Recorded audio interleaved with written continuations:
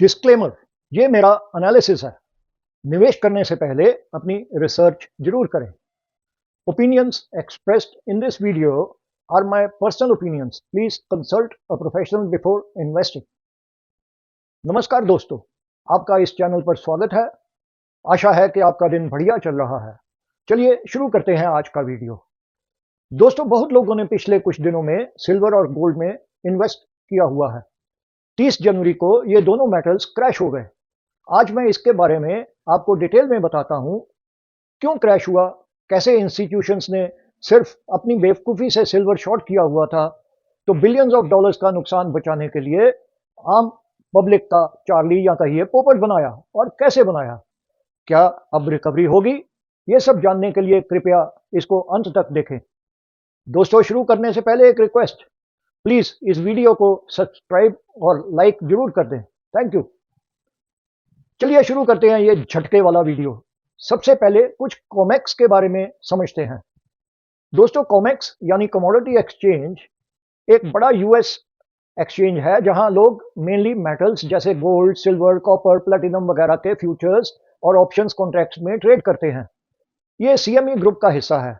यहाँ ज्यादातर dealing physical metal में नहीं होती, बल्कि स्टैंडर्डाइज फ्यूचर कॉन्ट्रैक्ट्स के थ्रू होती है, जिनमें मेटल की क्वालिटी, क्वांटिटी और डिलीवरी मंथ से पहले ही फिक्स रहती है, ताकि प्रोड्यूसर्स, रिफाइनर्स, बैंक्स और स्पेकुलेटर्स प्राइस रिस्क को हेज कर सकें या प्राइस मूवमेंट पर बेट कर सकें। बहुत कम कॉन्ट्रैक्ट्स में सच में मेटल की डिलीवरी होती है। ज्यादातर कॉन्ट्रैक्ट्स एक्सपायरी से पहले ही क्लोज हो जाते हैं।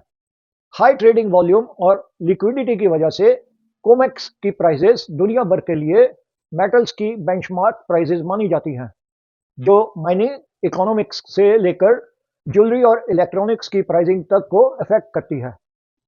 चलिए आगे बढ़ने से पहले मैं आपको याद दिला दूं कि मार्जिन कॉल्स क्या होती है। इसको समझना बहुत जरूरी है। मान लीजिए आज सिल्वर का रेट $100 है। मुझे लगता है सिल्वर का भाव ऊपर जाने वाला है, इसलिए मैंने एक ब्रोकर से कहा कि मुझे आप 1 आउंस सिल्वर जिसका रेट $100 है वह मैंने खरीदा। ब्रोकर ने अपने अकाउंट में लिख लिया। ब्रोकर ने कहा कि आप मुझे सिर्फ $10 एडवांस दे दीजिए। मैंने वो किया। इसके बाद सिल्वर मेरे को लग रहा था जब $110 पर पहुंचेगा तो मैं इसको बेच दूंगा, और बाद में उसका भाव जब $110 होगा तो $110 माइनस $100 माइनस उसका $1 कमीशन काट के अपना प्रॉफिट $9 और अपने $10 एडवांस वापस ले लूंगा। लेकिन अब मान लो कि सिल्वर का भाव नीचे गिरना शुरू हो गया, $100 से नीचे गिरना शुरू हो गया। ब्रोकर ने जब देखा कि इसने मेरे को $10 एडवांस दिया था और $1 उसकी ब्रोकरेज फीस खरीदने और बेचने की है, तो जब सिल्वर का रेट $91 पर पहुंचा तो ब्रोकर ने उसको बेच दिया। ऐसे स्किर अप करने में ब्रोकर ने अपने पैसे निकाल लिए, कोई प्रॉफिट कोई लॉस नहीं। मुझे $10 जो मैंने एडवांस दिए थे, मुझे टोटल वही $10 का नुकसान हो गया। दोस्तों, कुछ बैंकिंग इंस्टीट्यूट्स ने जिन्होंने सिल्वर को बहुत शॉर्ट किया हुआ था, उन्होंने सिल्वर को रॉक बॉटम प्राइस के ऊपर स्केयर अप कर लिया। इसका मतलब ये होता है कि ये इंस्टीट्यूट, समझ लो, उन्होंने सिल्वर को $78 के रेट पर शॉर्ट किया हुआ था। यह सचमुच में हुआ है। अब रेट पहुंच गया $120। इन इंस्टीट्यूट्स को उस समय ये स्केयर अप करने के लिए $120 में खरीदने पर इनको नुकसान कितना होता? $120 माइनस $78 माइनस कमीशन, तो लगभग $42 प्लस $1 कमीशन से, यानी कि $43 का नुकसान हो जाता।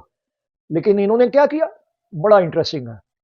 इसको मल्टीप्लाई कीजिए 50 मिलियन फ्यूचर से, तो टोटल नुकसान $2.2 बिलियन का पहुंच गया। अब ये इंस्टीट्यूशंस फंस गए। जनवरी के लास्ट फ्राइडे को मंथ एंड पर स्केयर अप भी करना है, तो वो कैसे करें? चलिए ढूंढते हैं कोई पप्पू। तो ये आपस में इन ट्रेडिंग करते हुए इन्होंने, जैसे मैंने आपको सिल्वर $119 में बेचा, आपने अपने साथी शर्मा को $115 में बेचा, उसने आपको ही $110 में बेचा, आपने मुझे $100 में बेच दिया। हमारे जैसे लोगों ने ये मूवमेंट्स देखी और सोचा कि सिल्वर $120 से $100 पर आ गया है, और सोने पे सुहागा क्या हुआ, मीडिया ने एक अनाउंस किया कि, और बोले कि सिल्वर का भारी क्रैश हो रहा है, सिल्वर का रेट पाताल में पहुंच जाएगा। फिर पप्पूज ने भी बेचना शुरू कर दिया, तो प्राइस को $78 तक गिर गया। और जब $78 पर प्राइस पहुंचा तो इन्होंने अपने कंप्यूटर पर, मतलब इंस्टीट्यूशन ने अपने कंप्यूटर पर फीड किया हुआ था कि अब ये प्राइस जब $78 पर आए तो हमारे लिए जितना सिल्वर हमने बेचा था उतना ही खरीद लेना और स्केयर अप कर देना। इनको नो प्रॉफिट नो लॉस पर स्केयर अप कर दिया। यही नहीं दोस्तों, जब $78 पर आया तो स्मार्ट मनी ने हम पप्पुओं से खरीदना शुरू कर दिया। समझे कुछ? हमारे हाथ में वो मिट्टी का लड्डू दे गए और एक कटोरा भी साथ में दे गए। यही नहीं, स्केयर अप करने से पहले उन्होंने एशियन मार्केट्स का वीकेंड क्लोज होने का इंतजार किया, क्योंकि ईस्ट कोस्ट से वो 12 घंटे अहेड हैं। फिर न्यू फेड चेयर के साथ मार्केट को थोड़ा हिला दिया और आखिर में ढेर सारे कोइंसिडेंसेस हो गए। अगर आप कोइंसिडेंसेस में बिलीव करते हैं या कॉन्स्पिरेसीज में यकीन करते हैं तो वो पूरी तरह आपकी मर्जी है।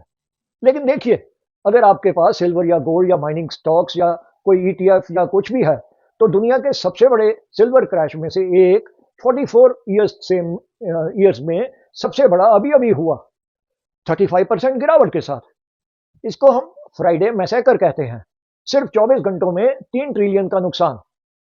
ये या तो सिल्वर के $150 तक पहुंचने से पहले एक शानदार बाइंग अपॉर्चुनिटी हो सकती है, या फिर आपको डर के मारे साइडलाइंस पर बैठना पड़ सकता है। चलो एक स्टेप पीछे चलते हैं। थर्सडे को सिल्वर $120 पर पहुंच गया। फ्राइडे को वो $78 पर क्रैश हो गया। ये सिल्वर के लिए 1980 के बाद सबसे बुरा दिन था। गोल्ड भी 12% गिरा।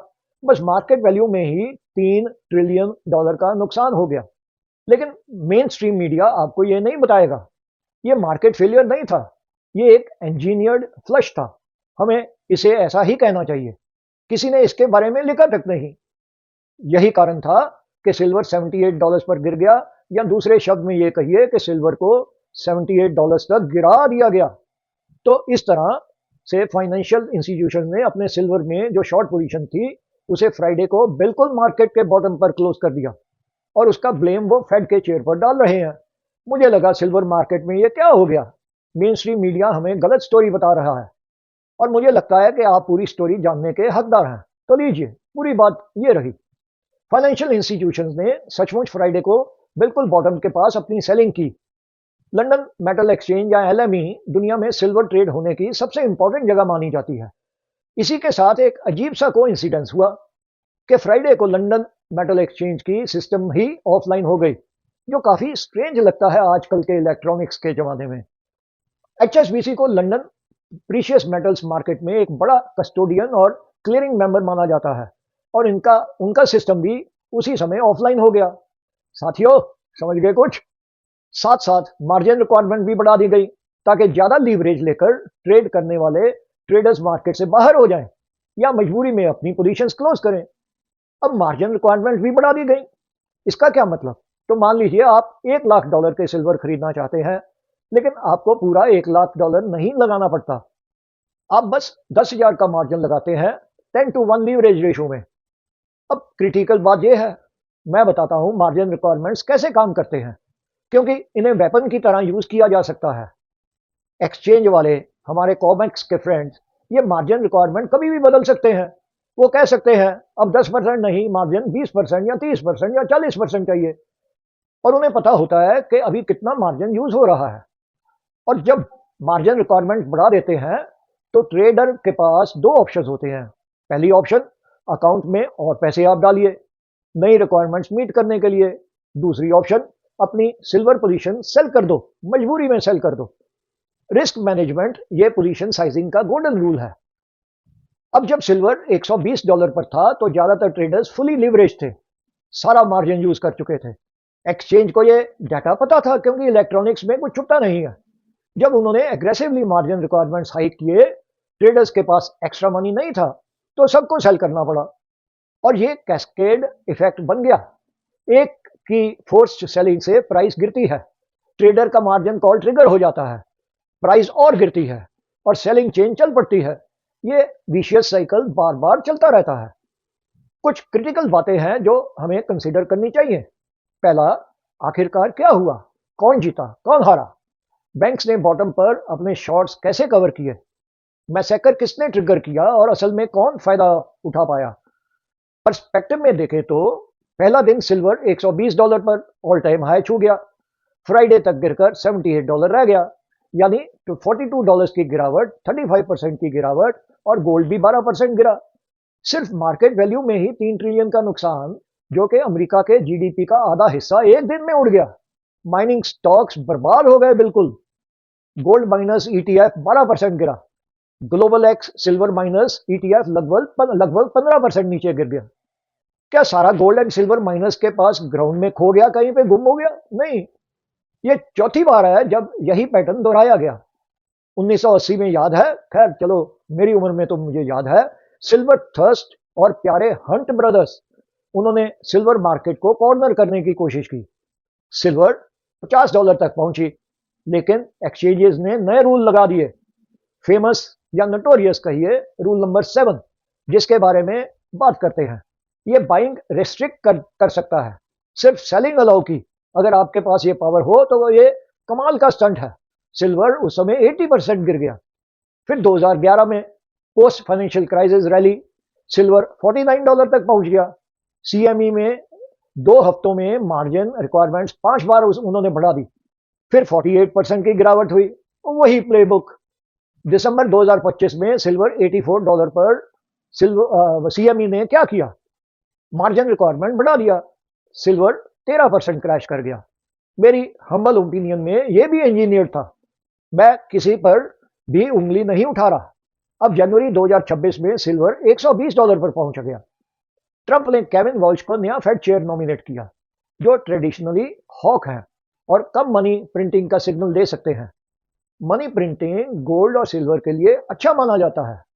क्या हुआ? फ्राइडे को लीवरेज पोजीशन पर मार्जिन कॉल हो गई, स्टॉप लॉसेस ट्रिगर हो गए।